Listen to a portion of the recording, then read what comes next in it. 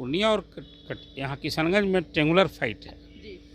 और पूर्णिया में खासकर पप्पू यादव के कारण जी। राजद की प्रतिष्ठा दांव पर है। वहाँ पूर्णिया में ट्रेंगुलर फाइट है। फिलहाल जो अंत तक फीडबैक वहाँ हैवी टर्नआउट भी है, सबसे अधिक वोटिंग आज वहाँ हुई है। जी, बिल्कुल। तो एक लगता है आसार कि कहीं पूर्णिया के जंग में पप्पू यादव इस बार बाजी न मार लें।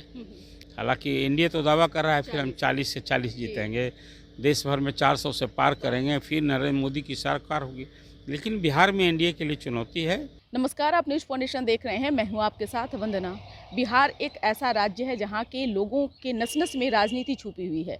जी हां, हम बात कर रहे हैं 2024 के लोकसभा चुनाव की। बता दें कि दूसरे चरण के मतदान की प्रक्रिया संपन्न हुई, जहां 5 जिलों में जो वोटिंग प्रतिशत सामने निकल कर के आ रही है। ऐसे में इस विषय पर हमारे साथ बात करने के लिए हैं बिहार के वरिष्ठ पत्रकार अरुण कुमार पांडे। देखिए, बिहार में लोकसभा की 40 सीटें हैं। फर्स्ट फेज में 4 क्षेत्रों के लिए चुनाव हुए थे। वो गया, औरंगाबाद, जमुई और नवादा। फर्स्ट फेज में वोटिंग परसेंटेज कम रहा, ये एक चिंता की बात थी। लोकतंत्र का महापर्व है, लेकिन परिस्थिति भी देखनी होगी। और अभी देखिए, आज ही जुम्मा का दिन है। जी। प्रचंड गर्मी है, लू अभी चल रहा है, लू की चपेट में है संपूर्ण बिहार। जी। और इसके बाद लगन भी था, इसका भी एक असर रहा फर्स्ट फेज में। जी। और सबसे बड़ी बात है, देखिए मैं मानता हूँ कि मतदाताओं की उदासीनता। इस हर दिन तो चुनाव होता नहीं है, मतदान होता नहीं है, साल में 5 साल में एक बार होता है। लेकिन राजनीतिक दल यदि मतदाताओं को उस हिसाब से उत्साहित नहीं करे तो क्यों जाएगा वोट देने के लिए। देखिए, ये बात जो 5 सीटों के लिए चुनाव है वो बिल्कुल सभी 5 सीट पर सत्तारूढ़, जो बिहार में सत्तारूढ़ जदयू के ही की सीटें हैं। जी। जिसमें पिछले चुनाव में 4 सीट जीती थी जदयू ने, जी। एक किशनगंज सीट कांग्रेस ने जीती थी। जी। लेकिन 5 सीट पर जदयू का उम्मीदवार है। इसी चुनाव में, दूसरे फेज के चुनाव में किशनगंज सीट कांग्रेस ने जीती थी। 3 सीट कांग्रेस लड़ रही है, उसमें एक कटिहार है और एक भागलपुर है। मैं 3 सीट कांग्रेस की जीती। 2 सीटों पर, वो एक सीट भागलपुर और एक बांका, वहाँ लड़ाई है सीधी जदयू और राजद के बीच में।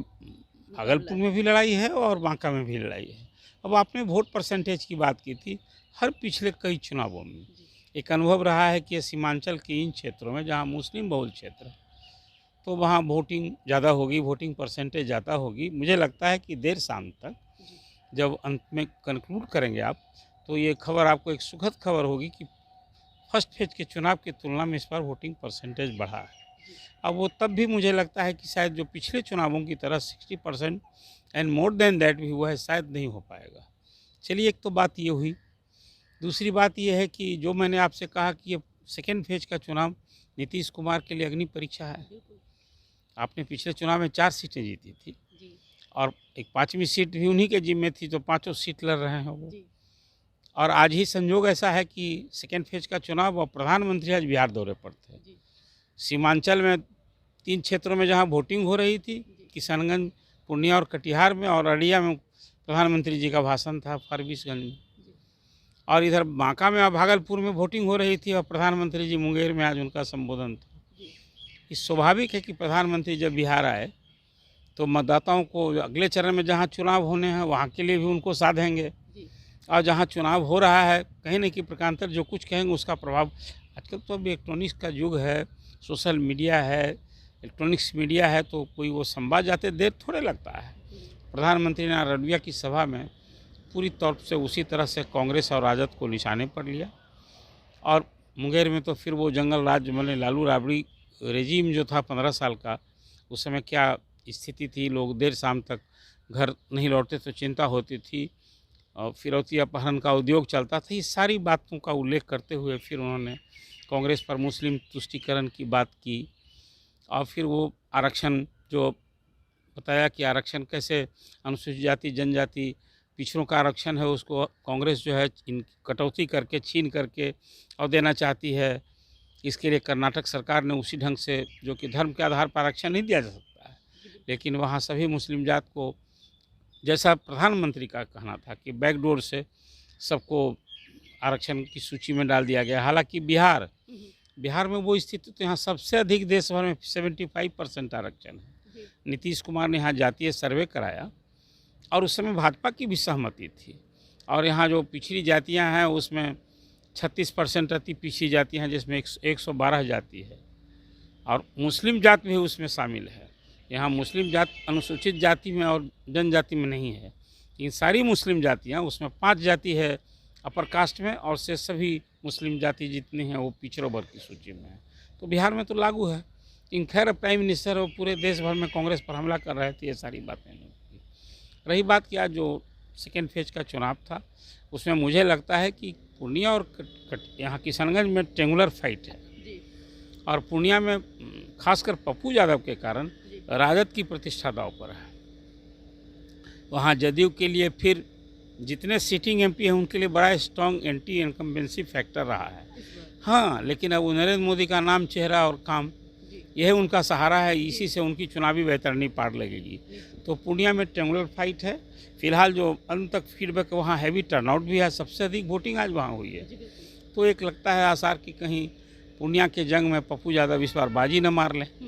और तेजस्वी ने जो पिछले चुनाव में ये बातें कह दी कि भाई यह विचारधारा की लड़ाई है, हम लोग एनडीए और इंडिया की लड़ाई है, और यदि इंडिया के कैंडिडेट मोर्चा की यदि बीमा भारती को आप नहीं समर्थन करते हैं तो आप एनडीए को कर दिए। बड़ी हैरानी भरी बात थी। ये लगा, हम लोगों ने तो ये माना कि ये तो चुनाव के पहले हार स्वीकार कर लेना है पप्पू यादव के सामने। तो वहाँ का रिजल्ट मोटा मोटी यही लगता है। किशनगंज में ट्रेंगुलर फाइट है, कौन ऊँट किस कर बैठेगा ये कहना अभी कठिन है। लेकिन एआईएम ने इस बार बड़ी मजबूती से लड़ाई। वहाँ ओवैसी आए थे, 3 दिन उन्होंने कैंप किया था। और पिछले चुनाव में भी जो अख्तरुल ईमान हैं एआईएम के अध्यक्ष, वो पिछली बार भी कैंडिडेट थे, 3 लाख से अधिक वोट आए थे। तो लगता है कि इस बार एआईएम को भरोसा है कि किशनगंज हम फतह करेंगे, क्योंकि लोकसभा चुनाव के बाद पिछली बार 5 सीट एआईएम ने जीती थी असेंबली में, जिसमें 4 विधायक राजद में जा मिले। तो एक स्थिति वहाँ की ये है। कटिहार में तारिक अनवर से वही दुलालचंद गोस्वामी जो सिटिंग एमपी हैं, जदयू सीधा मुकाबला है। वहाँ भी वोटिंग हुई है। देखिए, एक तो पिछला ट्रेंड रहा है अब तक वहाँ हिंदू मुस्लिम इस तरह की गोलबंदी के आधार पर वोटिंग होती रही है। इस बार एक लंबे अंतराल के बाद वहाँ तारिक अनवर चुनावी जंग में थे।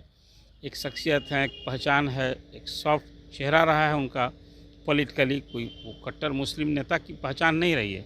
सभी जाति वर्ग समूह में एक कनेक्शन रहा है। अब देखें वहाँ वो इस बार जलवा बिखेरते हैं कि क्या करते हैं। बांका में भी सीधी लड़ाई है। गिरधारी यादव जो जदयू के सिटिंग एमपी हैं और वहाँ फिर जयप्रकाश नारायण। अब वो चर्चा है कि वहाँ कुछ अब अपर कास्ट के वोट में यदि कुछ कहीं चीजन होगा, जयप्रकाश सम्मानी करने में सफल होंगे तो लड़ाई वहाँ कांटे की है। फिलहाल ये कहना कठिन है कि कौन बाजी मारेगा। और वो इस बार फिर गिरधारी जीतते हैं या, लेकिन कांटे की लड़ाई वहाँ है। भागलपुर में एक लंबे अंतराल के बाद अजीत शर्मा वहाँ भी चुनावी जंग में, आपको याद होगा 1989 का वो सांप्रदायिक दंगा। आज़ादी के बाद सबसे अधिक दिन तक 1.5-2 महीना दंगा चला था, 1000 लोग से अधिक लोग मरे थे। उसी के बाद मुस्लिम मतदाता पूरे देश भर में कांग्रेस से बिदक गए थे। तो कांग्रेस वहाँ फिर से लड़ रही है। अजीत शर्मा सिटिंग एमपी हैं, अपने भूमिहार जात से हैं, अपने स्वजातीय वोट अपर कास्ट का वोट लेते हैं। फिर एमवाई का जो मुस्लिम यादव का भी फैक्टर है। ये यदि इस बार सहयोग होता है तो मुझे लगता है कि कांग्रेस वहाँ उम्मीद कर सकती है, इसलिए कि जदयू के जो सिटिंग एमपी हैं अजय मंडल, उनके खिलाफ भी एंटी इनकम्बेंसी फैक्टर था। अब वो तो फिर वही नरेंद्र मोदी का नाम और चेहरा, यही उनका सहारा है। तो कमोवेश बिहार की ये जो आज 5 सीटों के लिए चुनाव हुए हैं, यही तस्वीर है। अब अंततः जनता का क्या फैसला आता है वो तो 4 जून को नतीजे से आएगा। लेकिन जो आज वोटिंग में जो आसार दिखा है वो एक आपके सामने हमने संक्षिप्त चर्चा की है। जिस प्रकार से आपने ये 5 सीटों का चर्चा में बताएं कि ये जो मुकाबला है वो काफ़ी टफ माना जा रहा है, लेकिन क्या मुख्यमंत्री नीतीश कुमार अपनी इज्जत बचा पाएंगे, क्या लग रहा है? देखिए जी, मैंने आपसे पहले ही कहा कि ये जो सेकेंड फेज का चुनाव है मुख्यमंत्री के लिए अग्नि परीक्षा है। अब उसमें इस बार फिर वो नए सिरे से भाजपा से दोस्ती हुई है।